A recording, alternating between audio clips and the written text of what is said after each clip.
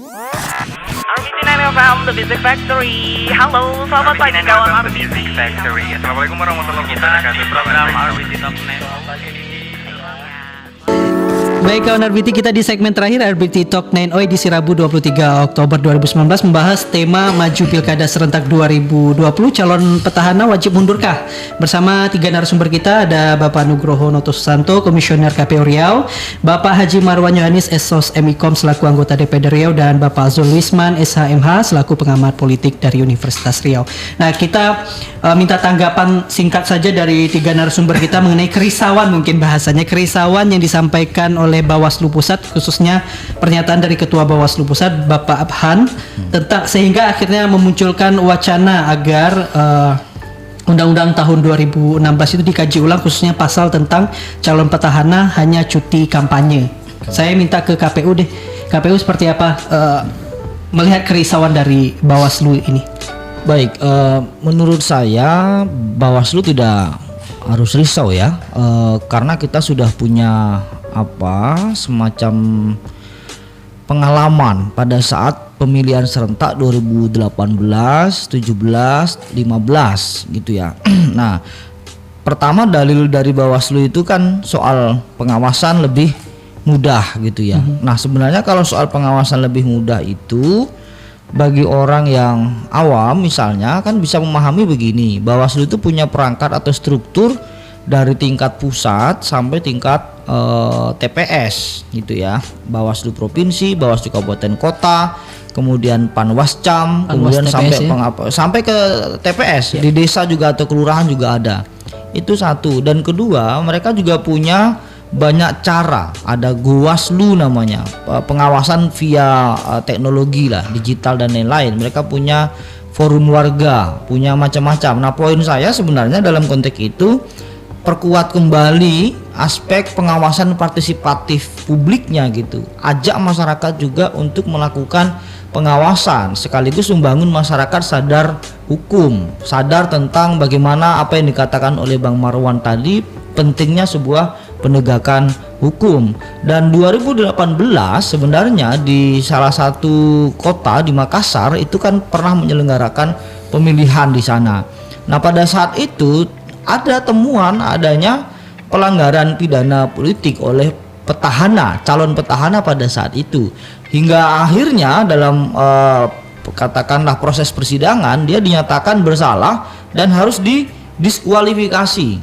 Akhirnya Pilkada Kota Makassar hanya punya satu paslon melawan kolom kosong, karena aturan kita sekarang kalau hanya ada satu paslon harus ada kolom kosong sebagai kompetitornya gitu, dalam tanda petik gitu kira-kira.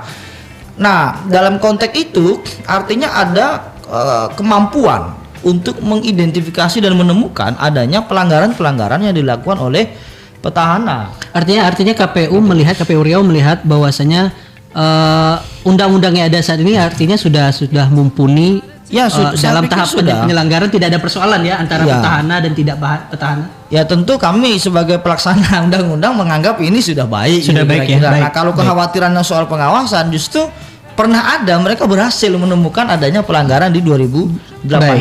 Belum soal ASN yang disampaikan oleh Pak Marwan. Saya pikir itu ya dari saya.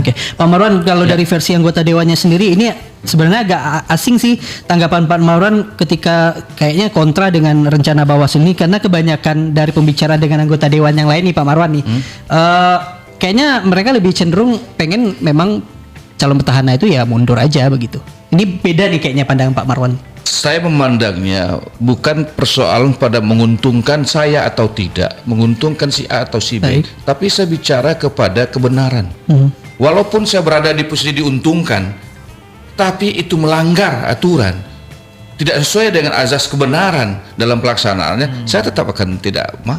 Jadi kita aja kan bicara soal, ketika bicara soal ini menguntungkan dewan, kita dukung. Kita jangan berharap, kita ingin mewariskan sesuatu yang benar di bangsa ini.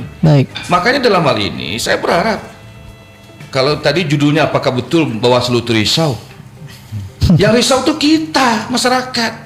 Kenapa Bawaslu itu tidak menggunakan kewenangannya? Dia kok yang mengawasi.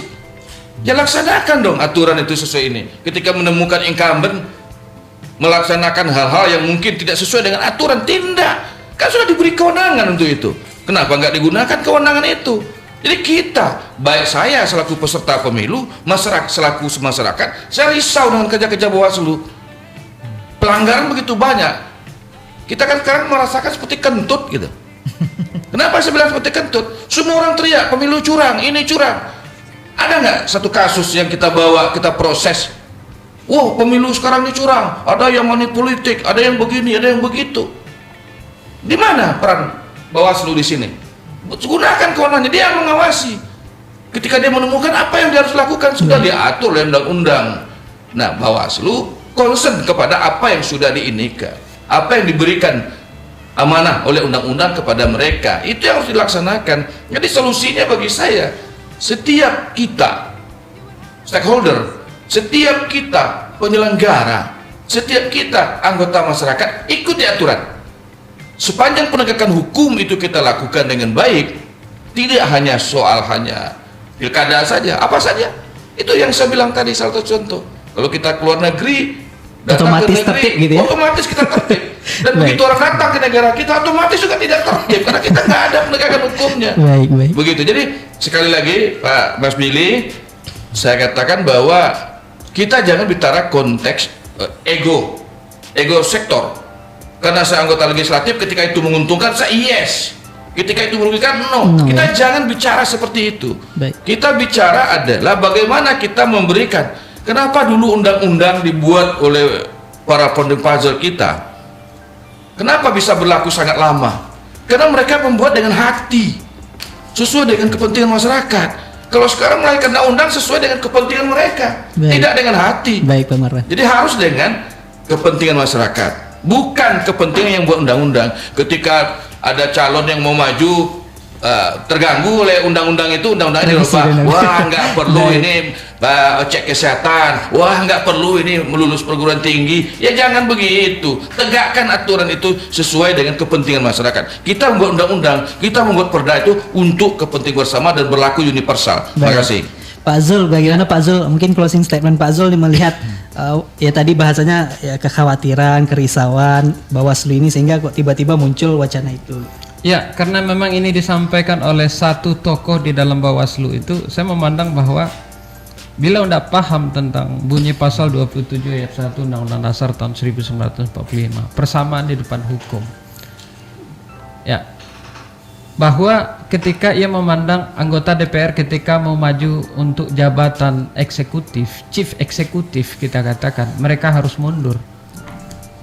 Dan petahana tidak mundur. Ini dia pandang tidak persamaan. Secara politik Pak Zul melihat seperti apa? Ini kan karena fenomenanya kan memang begitu, bahwasanya banyak pelanggaran ya, diceritakan Pak Marwan tadi, banyak pelanggaran memang yang dilakukan oleh calon petahana dengan jabatan yang diembannya begitu, jabatan yang dipegangnya memanfaatkan ASN dan sebagainya begitu. Nah, ini secara politik melihatnya seperti apa wacana dari sebenarnya kan untuk Bawaslu tadi? Kita sudah ada Undang-Undang ASN, kita sudah ada PP nomor 53 tahun 2010. Kita sudah punya Undang-Undang Pilkada sendiri ini, kita katakan, di mana kita menuntut ASN itu netralitas. Kepala daerah yang ingin maju kembali untuk periode kedua itu kita katakan tidak dibenarkan. Itu jelas kok secara material kita katakan. Jadi ya Bawaslu tinggal konsen ke aturan-aturan tadi gitu kan. Ketika memang mereka melanggar itu dan layak untuk menjadi alasan diskualifikasi, ya silakan gitu. Dan itu apa yang dikatakan oleh Bang Nugi tadi. Di Makassar mereka sudah mampu buktikan itu gitu. Ya tinggal membuktikan di kabupaten atau di provinsi lain kan begitu. Jadi tidak perlu lagi retorika tuntutan bahwa incumbent itu harus mundur gitu ya. Dengar retorika ketika anggota dewan ketika ingin maju untuk jabatan chief eksekutif itu harus mundur gitu. Tidak boleh begitu gitu. Ini menunjukkan rakyat menilai, ya kami menilai bahwa ini anggota Bawaslu yang tidak paham konstitusi. Baik. Baik. Ya karena waktu juga terbatas nih. Terima kasih Pak Marwan, Bung Nugi, Pak Zul sudah berbagi ide dan pemikirannya tentang wacana ini. Ya kita lihat saja nanti menjelang proses tahapan pencalonan nanti apakah memang ada wacana ini akan terrealisasi atau seperti apa. Kita tunggu saja.